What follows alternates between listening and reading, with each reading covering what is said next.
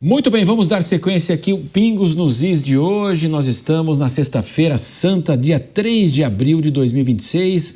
Vamos agora para Brasília, porque o governo Lula perdeu vários ministros nesses últimos dias e eles têm até amanhã para deixar os cargos antes de disputar a eleição de 2026. Então, é o prazo da desincompatibilização que a gente está falando desde o início do programa. O André Anelli está conosco, seja bem-vindo. Quantos ministros vão deixar o governo? Muito boa noite, André. Oi, Marcelo, muito boa noite a você e a todos aqui nos Pingos nos Is, na Jovem Pan. De acordo com o Palácio do Planalto, 16 ministros já deixaram, todos eles, os cargos ao longo dessa semana. Os últimos, que inclusive tiveram os nomes divulgados no Diário Oficial da União da última quinta-feira, foram o vice-presidente Geraldo Alckmin, ele que era ministro do Desenvolvimento da Indústria, Comércio e Serviços, e também a ministra Gleisi Hoffmann, da Secretaria de Relações Institucionais, responsável pela articulação com o Congresso Nacional. No caso de Geraldo Alckmin, o substituto já foi escolhido, trata-se do secretário executivo da pasta, Márcio Elias Rosa, e no caso da ministra Gleisi Hoffmann, o substituto ainda não foi definido. A gente destaca que, ao longo dos últimos dias, chegou-se à conclusão de que Olavo Noleto, presidente do Conselhão, seria então o sucessor de Gleisi Hoffmann, mas o presidente Lula foi aconselhado por interlocutores, foi aconselhado ali por pessoas próximas a ele, de que o nome ideal para a Secretaria de Relações Institucionais seria de alguém com bom trânsito junto ao Congresso Nacional, alguém com mais peso político, e por isso Olavo Noleto não deve assumir esse cargo. O mais cotado nesse momento é José Guimarães, ele que é líder do governo na Câmara dos Deputados. Houve também a expectativa de que Otto Alencar, o senador, fosse designado para essa secretaria, que tem status de ministério, funciona dentro do Palácio do Planalto, mas o senador já negou o interesse em qualquer tipo de informação relacionada, então, à possibilidade de assumir esse ministério. Portanto, o presidente Lula ainda precisa encontrar um substituto para Gleisi Hoffmann, principalmente nesse ano que, apesar de eleitoral, esvaziar o Congresso logo depois, então, do fim do primeiro semestre, ainda é um ano importante para o governo no Legislativo, porque tem diversas pautas de tramitação ali que são de interesse nesse momento que sejam votadas, inclusive antes das eleições, sendo a principal delas a redução da jornada de trabalho dos atuais 6 dias trabalhados e 1 dia de folga. O governo federal tem pressa em relação a essa pauta, até porque vê a possibilidade de que seja mais uma bandeira a ser utilizada, então, nas eleições de 2026. Portanto, em relação aos ministros, todos eles, os 16, já deixaram os seus cargos. A grande maioria foi substituída por secretários executivos, que na prática já funcionam como espécies de vice-ministros. A única exceção foi no Ministério da Agricultura, que foi ocupado por André de Paula. Ele que era ministro da Pesca, foi trocado então de ministério, assim substituindo Carlos Fávaro, que também, assim como os outros 15, vai ser candidato preferencialmente ao Senado nessas eleições de 2026, uma vez que o governo tem interesse também em fortalecer o palanque ali no Congresso Nacional, a base de apoio, melhor dizendo, já prevendo então uma eventual reeleição, e aí, se essa reeleição acontecer, mais facilidade de trato, de lidar então com os congressistas. Marcelo. André Anelli, daqui a pouco ele volta conosco na programação da Jovem Pan. Eu quero ouvir o delegado Palumbo. Delegado Palumbo, o ministério são quase 40, né? Quer dizer, imagine a dificuldade do fotógrafo para conseguir fazer essa foto lá em Brasília. 40 ministros quase tem o governo, delegado Palumbo. Pois é, né? Se bobear, na próxima aí, se ganhar, faz mais 40. Né? Vai ter que acomodar os amigos dos amigos, né? E quem paga a conta é o povo. Não desejo isso de forma alguma, mas é natural, né? Que essas pessoas que ocupam ou queiram ocupar o mandato têm que se afastar mesmo, não tem o que fazer. E o governo vai tentar colocar alguém que queira assumir um ministério, mesmo que seja por curto espaço de tempo.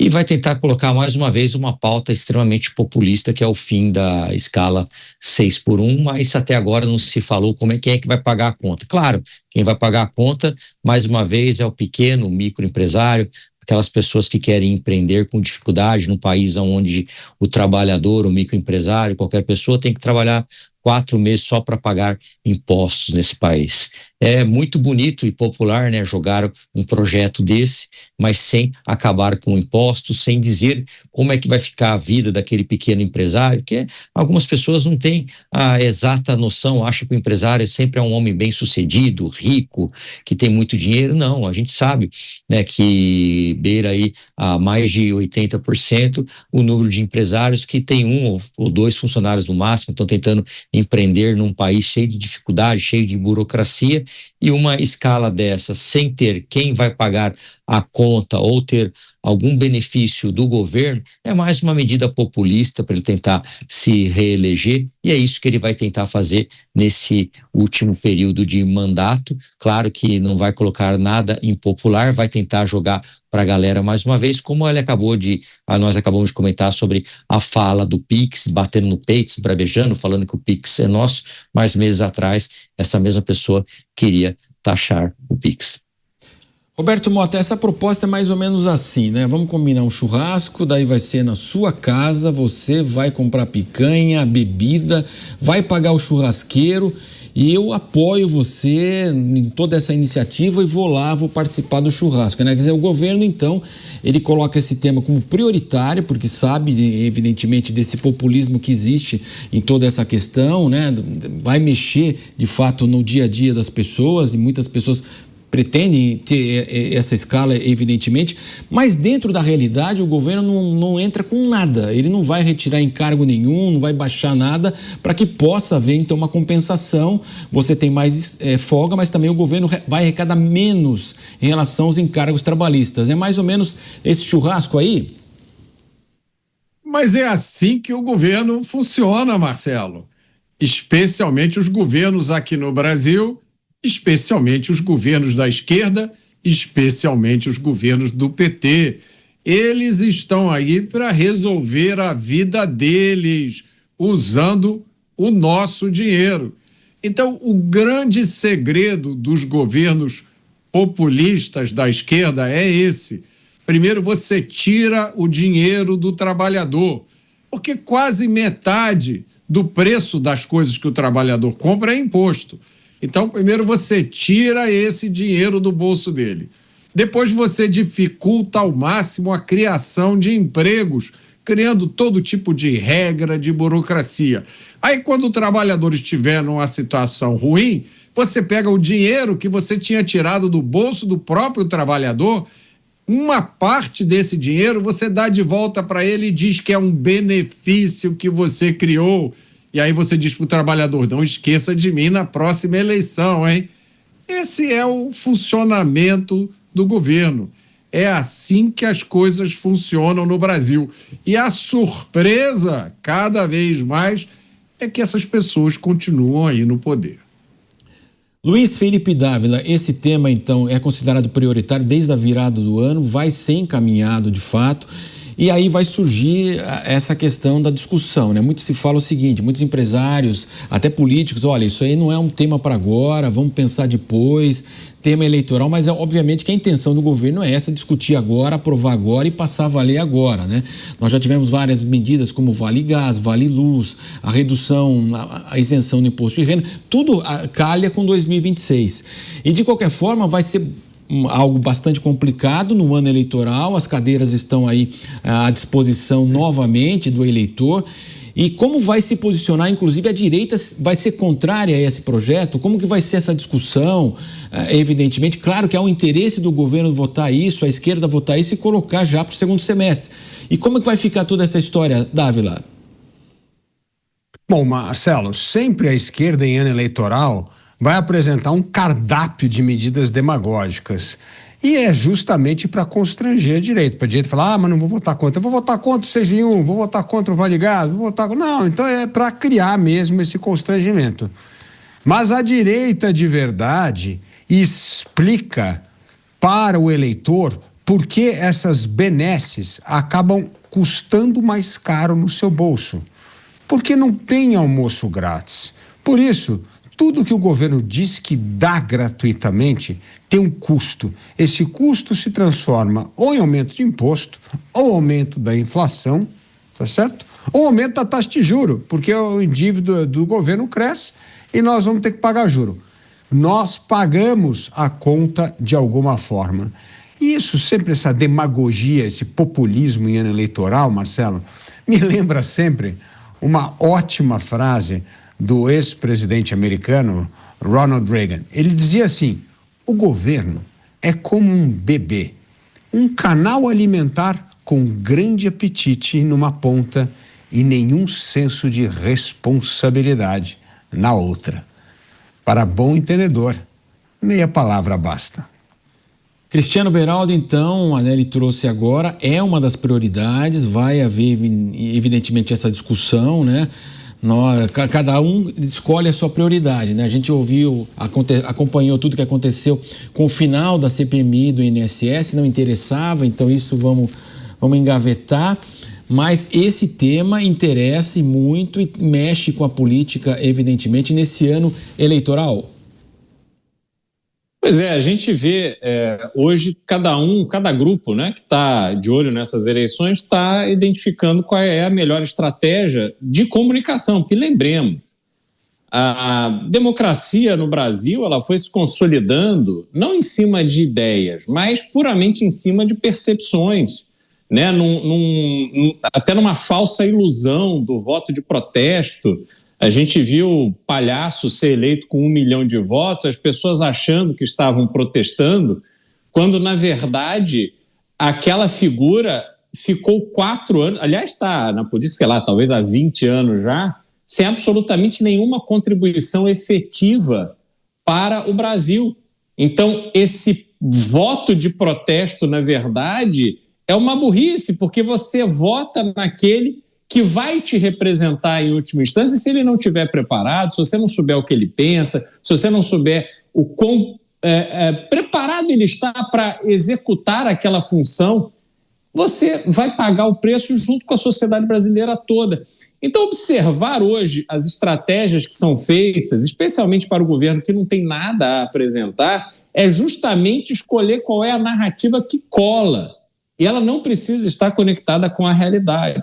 E dessa forma, a gente vai vendo a qualidade do debate público brasileiro ser jogada na lata do lixo, né? Nós não é um debate que engrandece, é o contrário. E aí não tem nada a ver com polarização. Eu não sou da turma do mimimi, eu acho que política é enfrentamento, acho que polarização é natural, as pessoas têm uma opinião, elas gostam de uma ideia, elas não gostam da outra. Elas gostam de um candidato, das ideias, das propostas de um candidato e não gostam do outro. A polarização é natural. Tanto é que o Brasil adotou a eleição em 2 turnos para garantir que houvesse esta polarização. Você gosta de um ou gosta de outro. Aí agora vem todo mundo com essa historinha de que a política está muito dura, muito violenta. Não está violenta, não. Só que você tem que ter qualidade para debater. Não pode ficar na superficialidade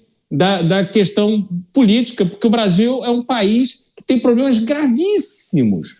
E aí você olha como o poder é exercido, especialmente nos governos do Partido dos Trabalhadores, aí a gente vê o uso da máquina pública, aliás, está aí na tela para quem nos acompanha com imagens, Fernando Haddad, que foi um péssimo ministro da Educação, foi um péssimo prefeito, e aí virou ministro da Economia e se achou empoderado, como se ele fosse o máximo. Não!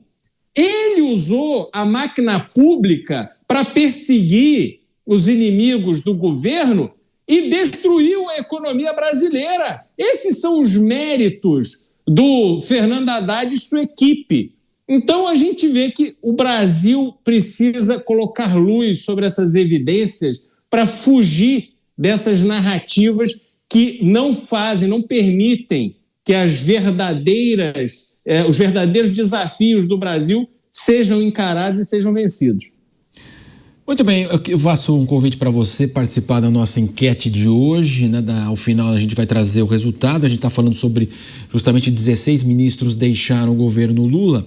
E a nossa pergunta hoje é sobre isso. Você acha que os ministros de Lula se sairão bem nas eleições?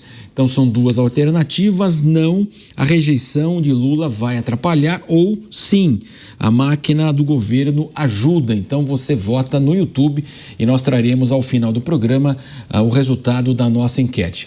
Vamos agora a uma pequena divisão da rede, parte da rede vai para a sua programação local, mas nós vamos continuar aqui com os pingos nos is.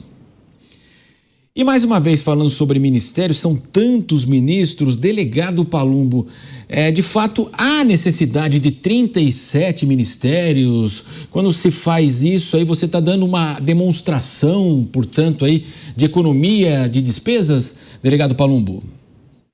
Não tem necessidade, tanto é que o Bolsonaro ele cortou ministérios, aí assumiu o novo presidente, já quis acomodar os amigos dos amigos, e isso tem uma conta, tem um gasto, mas é um jogo político, né? É o famoso toma lá, dá cá, coloca o amigo aqui para ele ficar quieto, para ele não atrapalhar, para ele votar em favor das pautas do governo. É aquela velha política suja, toma lá, dá cá, me ajuda que eu te ajudo e que se dane o povo.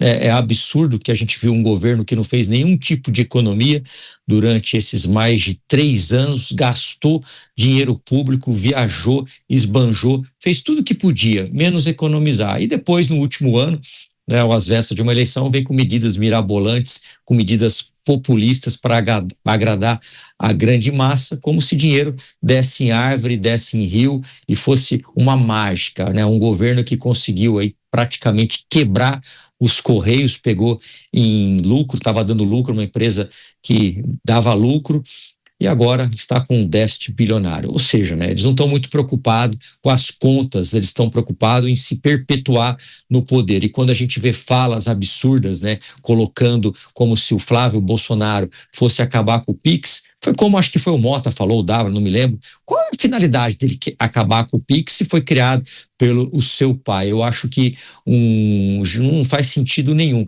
Mas eles jogam isso para o seu público, para o viés político ideológico daqueles que o acompanham, e não adianta. Você pode discutir, você pode dar argumentos, mas alguns nunca vão entender que a grama é verde. E se ousarem discordar das atitudes dele, como a gente viu, inclusive apresentadores famosos, que falaram absolutamente nada demais, falaram o óbvio, falaram que a grama é verde. Aí vem processo, vem represália, aí é misógino, aí é homofóbico, aí é gordofóbico, aí é tudo. Mas o governo do amor, que está aí no governo, o governo do amor, entre aspas, pode absolutamente tudo, pode falar tudo, pode gastar tudo, que boa parte da população é iludida, não enxerga e alguns não querem enxergar. Agora, Roberto Mota, é uma antiga estratégia que já foi utilizada outras vezes pelo próprio presidente Lula, né? Tem a vitória e você vai dividindo, né, os ministérios com a chamada porteira fechada. Então você divide lá do ponto de vista político, aquele que te apoiou, principalmente no segundo turno, é feita essa divisão, e nós tivemos então esse crescimento expressivo, né? Quase 40 ministros, não dá nem para colocar na foto lá diante do Palácio do Planalto, evidentemente, é muito difícil, né? Tanta gente junta. E como que você avalia toda essa situação também do ponto de vista financeiro também? Se isso, claro, acaba impactando em tudo aquilo que nós estamos acompanhando nessa questão do estouro das contas públicas em 27. Isso é uma das coisas mais impressionantes, Marcelo, porque o fato de um governo criar 39 ministérios já deveria ser evidência suficiente para que as pessoas entendessem qual é a finalidade do governo. Isso é uma coisa que não existe em lugar nenhum. Você vai nos Estados Unidos, não existem 39 ministérios na nação mais poderosa do mundo e mais rica do mundo. Então, isso é uma demonstração óbvia. E eu não consigo compreender como há pessoas que não enxergam o que está na frente delas. Isso é uma demonstração óbvia de qual é o plano do projeto de poder dessas pessoas. é ocupar o máximo possível de espaço na máquina do Estado, é criar a maior quantidade de cargos possíveis, é retirar a maior quantidade de riqueza possível do bolso do cidadão. E aí, eu sempre sugeri aqui, para qualquer pessoa fazer esse teste, vá no chefe do executivo, vá no presidente da República e pergunte, me diga o nome de 20 desses ministros. 20. Vá a qualquer ministro e peça ao ministro, senhor ministro, me diga o nome dos seus 38 colegas. Nenhum deles passa nesse teste. Eu tenho certeza que em vários locais ali de Brasília, os porteiros, os seguranças devem ter um álbum de fotografias para eles saberem, não, realmente esse aqui é o ministro fulano de tal, esse aqui é o ministro fulano de tal. Porque da maior parte se trata de ilustres desconhecidos, de ministérios cuja função é nenhuma, a não ser arrumar emprego para alguns amigos. E, Dávila, a grande gravidade, muitas vezes, nessa escolha e nessa definição, a gente viu aí no caso do INSS, né? Você colocou o Carlos Lupe lá, ele prometeu, quando ele tomou posse, que haveria 30 dias, então, nós teríamos aí o pedido feito lá via digital, o aposentado ia conseguir a sua aposentadoria, né? Nós tínhamos na passagem de Bolsonaro para Lula 1 milhão, né, de pessoas nessa condição, hoje são 3 milhões. E os 30 dias, óbvio, nunca aconteceram, só aumenta. E o fato é o seguinte, foi indicado, ocupava o ministério e tivemos esse escândalo aí que roubou o dinheiro dos aposentados aqui brasileiros. Marcelo, é a República do Rabo Preso. Todos esses ministérios, essa rede que se constrói de poder em Brasília, é a República do Rabo Preso. Cada um deve favor um ao outro. Portanto, nós já vimos o ex-ministro Lupe com seu nome envolvido também nesse escândalo do INSS, líderes sindicatos ligados ao PT, ao PDT, ao PTB, todo mundo ligado. E essa história de apurar em 30 dias é óbvio que é mentira, porque durante 2 anos o partido do ministro Lupe, tanto o PTB, quanto o PDT, quanto o PT e todos os partidos de esquerda vetaram, derrubaram todas as medidas apresentadas ao longo do governo de Michel Temer e Jair Bolsonaro para acabar com essa farra do roubo do INSS. Tudo foi vetado. Aí você não entendia por quê, mas por que vetar se a gente quer dar mais transparência, aumentar os mecanismos de controle? Bom, depois nós descobrimos por que vetaram. Vetaram porque toda essa República do Rabo Preso estava envolvido nesta fraude, neste roubo, neste assalto aos aposentados do Brasil. Nós estamos falando aqui em torno de 8 bilhões de reais de descontos indevidos de aposentados e mais 90 bilhões de reais dos descontos indevidos dos consignados. Mas até agora parece que vamos, mais uma vez, varrer o problema para debaixo do tapete, com o apoio não só de todos os elementos da República do Rabo Preso e também com uma ajudinha de um outro rabo preso, o Supremo Tribunal Federal. E Cristiano Beraldo, nessa lógica, e é por isso que as estatais elas permanecem também para ser um outro grau aí de indicação política e os resultados a gente acompanha aí todos esses prejuízos. Quem vai pagar essa conta, né, Beraldo? Pois é, na verdade hoje as empresas estatais não têm utilidade estratégica nenhuma para o país. Uma empresa estatal ela faz sentido quando é preciso executar algum tipo de atividade que é fundamental, estratégico, importante e você não tem na iniciativa privada o interesse de fazê-lo. Então, hoje, o Brasil não pensa de forma estratégica. Aliás, há décadas o Brasil não pensa de forma estratégica. A gente está vendo o que acontece agora em razão de uma guerra que já estava anunciada entre Estados Unidos, Israel e o Irã. O brasileiro está sofrendo, pagando R$10 no litro de diesel. E por que isso? Porque o Brasil, o país, né, especialmente nesses últimos 20 anos, em que a Petrobras foi usada como um instrumento de roubo, de assalto, de saquearem dinheiro público para abastecerem campanhas políticas que ganharam de forma roubada. Mas aí ninguém fala. O Supremo acha que isso não é golpe de Estado e nem ataque à democracia, né? Então a gente teve a Petrobras desempenhando esse papel ao invés de executar o seu papel estratégico de interesse da população brasileira. Não do dinheiro, do cofre do governo, que agora a Petrobras tem que ajudar a tapar o buraco. E por que o buraco existe? Justamente por causa disso, Marcelo. Porque as empresas estatais servem para acomodar milhares, dezenas de milhares de apoiadores políticos para serem trabalhadas como instrumento de barganha entre partidos políticos. E isso é absolutamente nojento, porque é simplesmente dinheiro público que é queimado conforme o interesse daquele que está exercendo o poder, que não tem nenhum retorno para o Brasil. Mas a população brasileira é obrigada a pagar a conta, não da ineficiência, não da incompetência, mas da safadeza que existe nessas empresas estatais.